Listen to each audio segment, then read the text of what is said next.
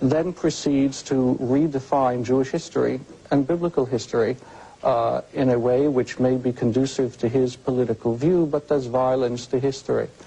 He refers to Judaism as originating in Africa, that all of Judaism comes from Africa.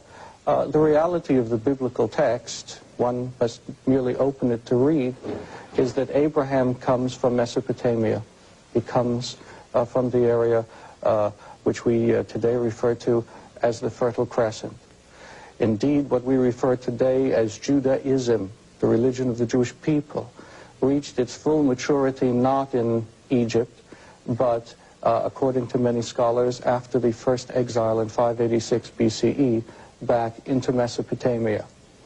The need to rewrite history of other people in order to create a cultural superstructure for oneself does neither justice to the one whose history is being rewritten, nor the one who pursues the worthy goal of cultural structures. And therefore, to tie it up, we find most disturbing the factual mistakes that are replete in this transcript, but of more compelling concern, the ultimate dual loyalty, genocidal, militaristic implications of the state. Genocidal, you say? In the reference to the biblical genocide, so it appears in the transcript, that is the term that's used, of the children of Israel as they entered the land. I would certainly not subscribe to such a term. The very fact that it does appear attributed to Dr. Ben in the text, we find to be absolutely, again, insulting and unacceptable. All right, Dr. Ben, what is your response?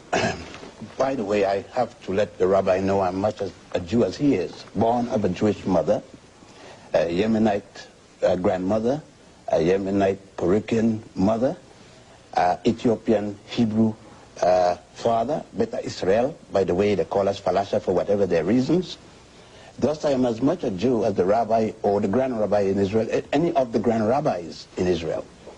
If the rabbi is stating here that in the book of Genesis, there is no mention of the extermination, and I use the word genocide, of the 7 tribes of the Amalekites, the Hittites, the Moabites, the Jebusites, he in his own statement stated that this is ameliorated somewhat in the book of Samuel. Everybody saw that.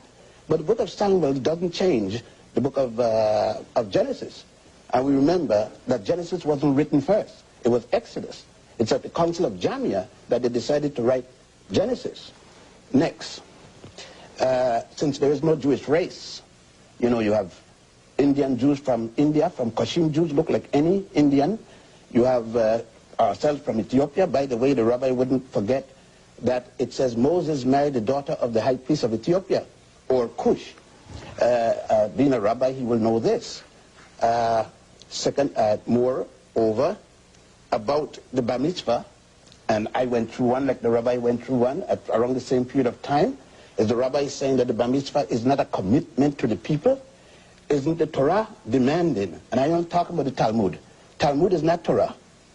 The Torah is supposed to have been written by God or passed down, although it was in fact written at the Sanhedrin. The theory, the mythology, the allegories that it's written by God or passed down by Moses, again, is a myth. That's Jewish mythology, because Moses is dead in around 1196 before the Christian era, whereas the Sanhedrin doesn't release a thing called the Torah until about 700 before the Christian era, which was written from 700 before the Christian era to 500. It took 200 years.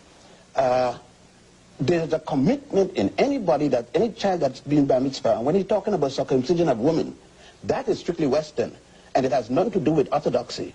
They're using the word orthodoxy to mean something. There have been a circumcision. It can't be a circumcision of girls. But anyhow, let us continue. The point is that in the bar mitzvah, it commits the boy. Wait, if you commit yourself to the community, there's a call to return to Israel.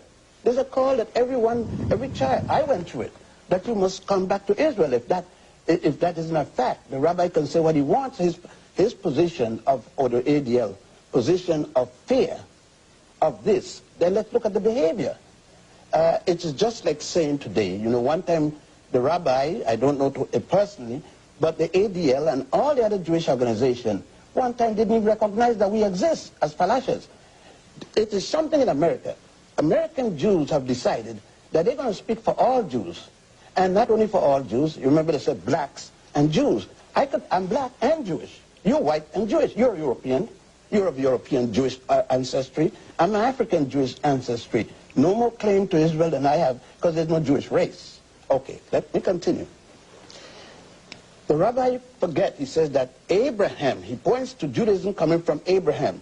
Then I said that the rabbi obviously have not read the 10 Commandments and their source. Moses is not until about 1346 before the Christian era, 49 years after the death of Amenhotep IV, otherwise known as Akhenaten. Every one of those 12 so-called commandments, and that Moses is supposed to have gotten at Mount Sinai. By the way, Mount Sinai is still in Egypt, in Africa, hasn't gone any place. Now, those 10 commandments weren't gotten by Moses. Because I'm Jewish don't mean that I have to follow the mythology. When you go in any of the major tombs in Egypt, you find those 10 commandments plus 32 more, otherwise referred to as the negative confession.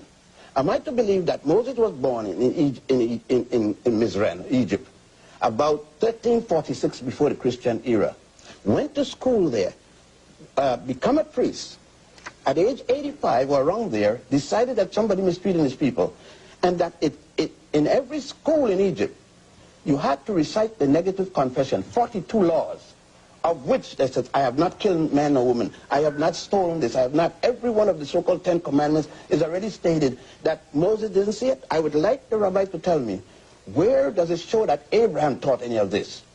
I would like the rabbi to tell me, before circumcision in Egypt, where did the Jews have circumcision? They said that Abraham's circumcision is part of what made him Jewish.